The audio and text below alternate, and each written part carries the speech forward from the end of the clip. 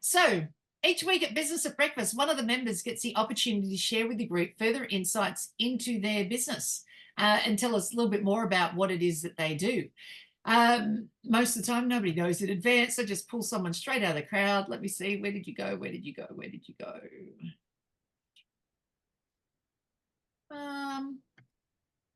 Who I was picking. Ah, there you are. Here we go. At spotlight. Miss Walsh. I don't think that you've had a turn yet to speak here at Business at Breakfast. So here it is. The segment's technically 8 minutes, but you don't get 8 minutes to speak. What you do is you get a couple of minutes to speak. Here's what I want you to do. Just do your elevator pitch again, and then the history of how you came to selling that thing. And then stop talking and allow us to ask you questions. Sounds like a good plan. Hey guys, Adam from Bizualize. I'm an AI trainer and consultant, and I help you get through the cool of AI and into the useful. And I do that in 1 hour for $175 or in 6 weeks for $800 to really learn how to use it properly, safely, and effectively. How'd you get into that? How did you start doing that? So somewhat ironically, after 25 years in the corporate world, I studied at postgrad level business culture. And I actually started as a consultant, believe it or not, helping people uncover their core values, purpose, vision, mission, values. And I realized after a very, very long time working in that field that purpose, vision, mission, and values was essentially what I call corporate poetry. It sounds really cool, but it means absolutely nothing. I had a program that I ran, which was 4 2-hour sessions to help people understand the core narrative around their business. And I arbitrarily decided I wanted it to be 2 hours at $385 rather than 8 hours at $5,000. And one day, not being too specific, but January 23rd, 2022 at 4:35 p.m. I was sitting out the back watching YouTube videos, and I saw a video that said how to make $1 million with ChatGPT. Thought, what's this? So I watched the video. 2 things came out of that video. 1, no one's ever going to make $1 million in a month with ChatGPT, and 2, ChatGPT is what's called generative AI, and it is the future of everything. Blew me away. Within 8 months, I had a version of my course that was 2 hours long, $385. I had 3 people that had done the original course, got them to do it. They said it's better, cost them far less. And I realized, okay, AI is not about cheating. It's about taking what you do, taking the soul of what you do, taking your understanding of your skill set, not someone else's. And you now have a tool that can help you amplify that and make it incredibly effective, incredibly efficient. But best of all, ironically, just as human, because it's you in charge and it's you driving the whole thing. So, yeah. Funnily enough, I started running the business soul discovery programs, AI assisted. And pretty much every one of my customers started asking me, I love the course, love what you've done, love the outcome, thank you very much. But what was that tool that you were using? Because I've always been transparent, always told people I use AI. People started asking me if I can build them one. I said, yes, I can. And Bizualize and Soulcraft AI was born. And that is how I got into AI, and that's why I do it now. You're on mute there, Mr. There you go. It was, wasn't it? Mac, thank you, Adam. Mac, you've got your hand up. This is probably a question that would be answered if we took the course, but what is that tool that people should use for their business? You talk about, I guess, customer service agents, but Is there one tool that we should be aware of, maybe that you don't talk about in your course? The one tool that we should be aware of that I talk about in my course is this and this. Oh, the It's not head and the about the heart. AI, it's about the human. It AI is has just to, AI. yeah, has Yeah. to be an emotional connection. 100%. What AI does is reflect what you put into it. It doesn't matter whether you use, something readily available like ChatGPT. It doesn't matter whether you use third-party platforms. I use about 7 or 8 different AI tools depending on what my clients need. But the one tool that is the foundation of absolutely everything that you will do with AI, if you want it to actually be a useful tool for you, is you.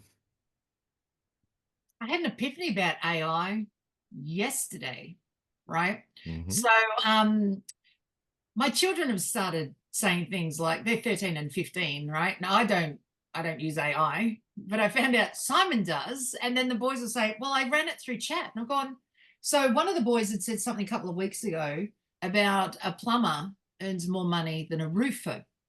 And I've gone, yeah, okay. I'm pretty sure it's about the same. Anyway, I looked it up and I've gone, actually, Google says that roofers technically earn more than plumbers. And Jack says, well, I ran it through chat and chat disagrees. And I've gone, chat's not Google. He goes, chat's the new Google, mum. So I thought that's interesting. Children now see chat as a new Google. So I've been playing with this lately. So this is a few weeks ago, right? So that's how children see it. So then on the weekend, I said, did you know that you can play one platform off another in AI? So whatever you ask chat, I want you to go to Perplexity and say, what's the answer to this? By the way, I didn't like what chat said, so I want you to do better than chat. And the boys have gone, what's Perplexity? And I said, and they run it through Gamma and Grok, and they're like, what are these things? And I've gone, that's interesting. Maybe who doesn't use it seems to know more. I don't know how to use it, but I mean, like physically, because I haven't touched it physically, but it's quite interesting. But what I'm getting, it's always about the prompt, right, Adam? And the prompt is the communication part. And I'm finding that, I mean, everybody says it. The better the prompt, the better the information you put in, the better your information back out is going to be. And they're going, well, if it teaches children nothing except how to ask a really good question, like that's cool. So I'm seeing AI as cool for teaching communication because I'm not quite sure how else they're not learning it very well. Linda Joy, you've got your hand up. Thank you. Yes. And those that don't know Adam is just wonderful. He's a wealth of knowledge. So, but Adam, I thought it would be really good to talk about the custom GPTs where you can create your own assistant and maybe share that with the group, because I think that's one of the keys that can help us all in our business. And I'm still creating mine. So it's basically just can you go through the steps? Because it's go to the GPT, create, and then you ask it to create the prompt, or do you need to put in the prompt? I'll let you explain to the group. Cliff notes, explain Cliff notes. Yeah, go. So what Linda's getting at there is ChatGPT and a few of the others have this little feature where you can build your own customized AI. So there's 2 ways you can do it. You can either just click this button and then say like, build me this thing and here's what I want it to do. Or you can take the time to actually design it yourself. I always tell people, design it yourself. Because, and I'm going to push back on what you were saying there before, Misty, it's not all about the prompt. It's all about what's in your head. So you are the driver of this car. You have to have your hands on the steering wheel. So the answer to your question, Linda, is do not use the auto configure. Do it yourself, because you have no idea what it's creating for you and you've got no control, which is the biggest problem across the board with AI. Everybody trusts the AI. They ask it a question and they go, well, I don't know. I mean, it's it's given me the answer in really nice language. It must be true. At the end of the day, what's really, really, really important for people to understand is that the information that something like ChatGPT knows was never created to be information. It was created to teach the AI how to speak. So if you wouldn't trust Google for an answer, and I wouldn't. It's written by people, my children say. You know that it's written by people, right? And we get things wrong most of the time. I've gone, but doesn't that make AI just what most people plug in for information? Like, how is that much different, right? It's not, but the problem is when you Google something and you get an answer, you tend to be skeptical about it. For some reason with AI, people get an answer and they just go, I'm just going to put that on LinkedIn. There you go. There you go. And Here's all the of a term, sudden, trust and verify. Trust and Trust and verify. verify. There you we go. do that Trust with and we verify. do that with Google. We don't do it with AI. I don't know why. But so yeah, so the answer there, Linda, is build it, every part of it yourself. Because what should happen is there is this saying out there is that it's all about prompts. The prompt is what's important. The prompt's not what's important. What's important is understanding what it is that you want to know and understanding how you can verify it. So when I build assistants for people, they don't need to understand prompting. Prompt engineering is, I'm going to be brutal. Prompt engineering is and I'm putting this in quotation marks, the AI consultants, i.e. the LinkedIn AI consultant, that's their way of making it sound like they have some sort of technical skill. Prompt engineering only exists if you work at Google or if you work at Anthropic or if you work at OpenAI. You must be an engineer to be a prompt engineer. Okay. It's very simple. It's language, use your words. Yeah. But you have to create a situation where the AI doesn't need you to use technical terminology to ask a question. If I need something done with any of my AI assistants, I just say, hey, here's what I need, go and do it. I don't say act like a blah, blah, blah. You are a, with lots of square brackets and everything like that you see. I just simply sit down with it as if it's an employee or a team member, and I just speak to it like I would speak to a person. And the reason that is because it's trained properly in the background. So I don't need to learn. You shouldn't have to learn a skill set called prompt engineering to use the most valuable technology that's ever been created. I hope that answered your question. Thank you so much. I'm going to book in for a consult with you because, it's No worries. that you just nailed it. Thank you, Adam. I'll see you My soon. pleasure. No Hi, worries, Linda. Adam, have you named yours? Adam, have you named yours? Have you named your AI? Have you given it a name? I just name them based on what I want them to do. So I have a strategic personal assistant, and I call it the Bizualize strategic personal assistant. Okay. I have, every one of my products on my website has its own chatbot. Okay. So I have the AI primer assistant, the bootcamp assistant. Yeah. Okay. But If a anyone's lot of my named clients, it, you're okay. If anyone's Yeah. named, just write the name into the chat box, or if you would name it, what would it be? So I don't use it, but if I did, mine would be Sheldon. I worked that one out yesterday. Mine would be Sheldon, right? Because he knows everything, right? Everything. And then trust, verify. Yeah. Look, so mine would be Sheldon. one of my clients named it after their kid. I'm not too sure how I feel about that one, but I was on it. Clearly that kid feels like he knows everything too. I wouldn't know which one to pick with mine. Bonnie, you've got your hand up. This is so fascinating, Adam. So my question is, because I haven't understood it entirely, I've used ChatGPT and having a grand time with it, and using it more and more. But then help me understand the difference between when you're building for a specific thing. Like I was thinking, I met someone who's built one for the network marketing field, and then there'd be all these other ones. But why would I use anything but a generic one? How does it help me to have a specific one? Yep. Okay. So the best way to describe it is imagine bringing a new team member into your business. Right?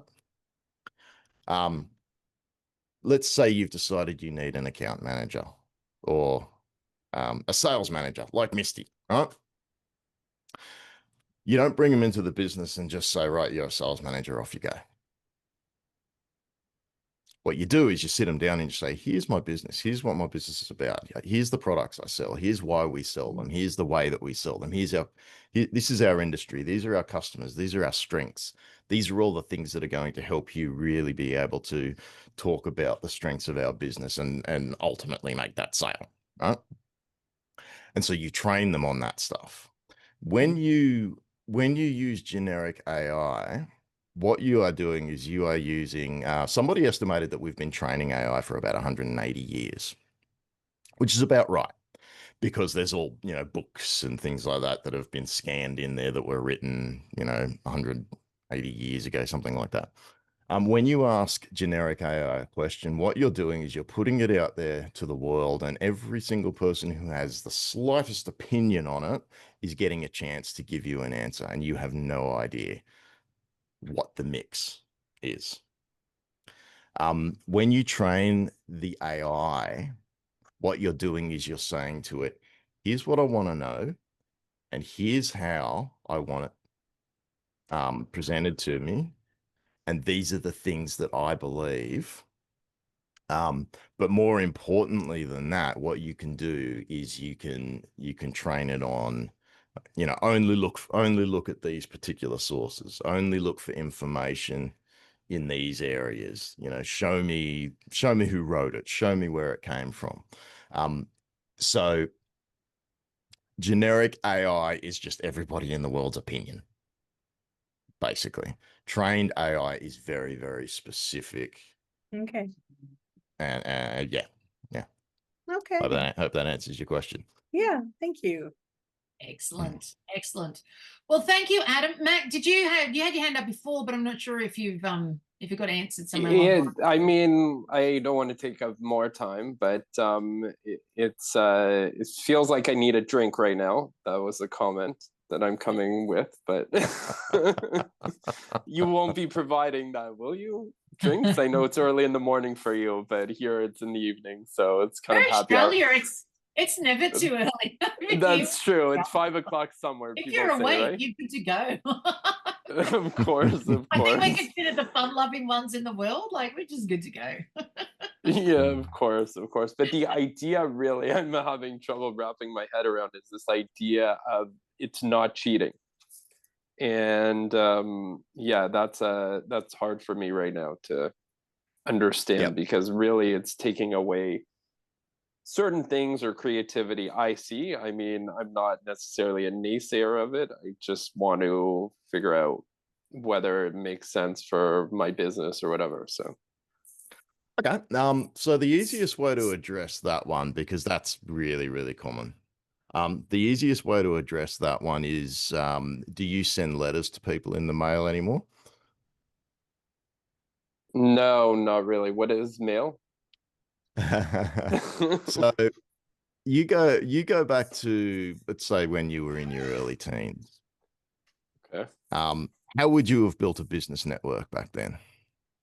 You would have called people on the phone. You would have shook hands. You would have had a coffee, maybe. You would have said, "Who do you know?" You would have asked people at school, "What does your father do? What does your mother do? Are you able to help me grow this business?" Exactly. All those things and more. So sitting in your office there right now, in the comfort of your nice chair there on this Zoom call, that's cheating, right? No. Exactly. I'm There's the with answer to you, your Adam. question. I'm with you, Adam. Like everything's cheating until you get used to it. I remember being 7 years old. My mum had a neck injury and she couldn't carry anything, right? And I liked maths, so she said, you know, we're going to go to the supermarket and we're doing the groceries. You have to push the trolley. You have to, you know, carry all the bags, and you have to add everything up because I don't want to be embarrassed when I get to the checkout and that we've got too much stuff in the trolley. I remember when they changed, like you used to put everything, who remembers like when they used to put everything on the counter and it went into like a wooden square frame, and then they'd pull that up. The checkout girl would pull that towards her so that then she could punch the numbers in for the prices of everything, right? So they're really 40 years ago, right? So I remember when they changed that wood thing to a conveyor belt, and I was not happy with the change. And my mum's like, that's so much faster. And then I remember when they changed it to the scanner from the typing into the cash register. I mean, I'm 7. And my mum's like, this is so much faster. We're not waiting in line for like an hour and a half or 2 hours to get our turn. And I'm like, you know, I'm not happy with that. I remember when they changed from paper bags to plastic bags. I'm not happy with that. Now, when I do the groceries 40 years later, you know, I actually look at the checkout and go, you know, it really is a much faster method having this conveyor belt and having the scanner and putting it in, you know, the plastic bags or the fabric bags now that are way stronger than the cardboard, like the paper ones. It's so much faster. So I suppose everything is cheating at the beginning until we get used to it. Because I mean, look When at it comes to right? How did they Not that diagnose it's cheating, but what are we teaching people if all they can do is go into ChatGPT and write an assignment or something and there's no creativity? I don't think I see it as cheating, but like, let's say the kids of tomorrow or the kids who are growing up now, right? Who can go say, oh, I want to do an assignment and I don't really necessarily have to put in so much work to do it, right? Yeah. So let's use it from that standpoint. That's a different case, right? So if you have But children it's and you not- say, oh yeah, but- Johnny, I go just and jump write See, an that's- assignment, right? moving forward into the world, like outside of school, moving forward into the world, isn't that in a workplace called creative thinking and collaborative and part of teamwork and being creative? See, I don't think everything is the same as it used to be in the schooling thing, but school is still taught the same way. But times have changed, and it's really, Yeah. I think, more teachers Can I jump to update to the modern world versus children go There's- back to the old there's- world. There's 2 things to look for, right? Does everybody have access to the technology? If yes, then it's not cheating. The second thing is, can you be better than somebody else at using that technology because you have knowledge and skills around a particular thing? Yes, then it's not cheating. Perfect example. They say that, you know, there's a saying out there that says that somebody, that AI is not going to take your job. Somebody who uses AI is going to take your job, right? But that's incomplete, that statement. What is missing from that statement is that the person who uses AI who's going to take your job already does your job. They're already as good at your job as you are. No, they're But not. They're now already they're going better. to use AI. So you're talking so you're talking right? about when you're talking about using AI to create university assignments, right? My wife and both my sisters are teachers. And what I can tell you in the education sphere right now is that AI is going to be an absolute godsend. And the reason for it is because now what they're able to do is they're able to understand and judge people on their personal experience being injected into what they're writing. All right? So it's not about the actual typing on the keyboard anymore. It's not about remembering what's in a textbook. It's about being able to demonstrate that you as an individual understand and that you have a unique perspective on that subject. If your perspective is exactly the same as everybody else's, you've cheated and you've just asked the question and it's really obvious. If yours is unique and you can back it up with your own experience, then it's really easy to tell. So they will start to, you know, in education, it will start to now come back around to, okay, human creativity. There's a guy named Mark Hagel you know, who said that, somewhat ironically, AI is the technology that is most likely to help us regain our humanity. 100%, because we can stop focusing on the technology and we can start focusing on the engagement. And that's the key. It's all about creativity. It's all about thinking. AI is not a technology problem. It's a communication and a language problem. And I don't see anything as more human than that. Thank you so much, Adam. So we're going to wrap this up because I'm looking at the time. But yes, quite an interesting topic, the AI, like everyone's different views and versions and everything else. I mean, I'll tell you what I think is cheating at school. Typing into a computer versus learning to handwrite. I consider that cheating. And now that the children have typing into the computer, they don't. They want to talk into it. So they don't even want to get to that point. Like, so it's, you know, one person's cheat is just another one's way of learning how to use the tools that are sitting right in front of them. And you know, different people are going to go bananas at different times because it's not my method of getting things done. All right. Thank you, Adam, for being our speaker today. Thank you, audience, for participating and being part of the conversation.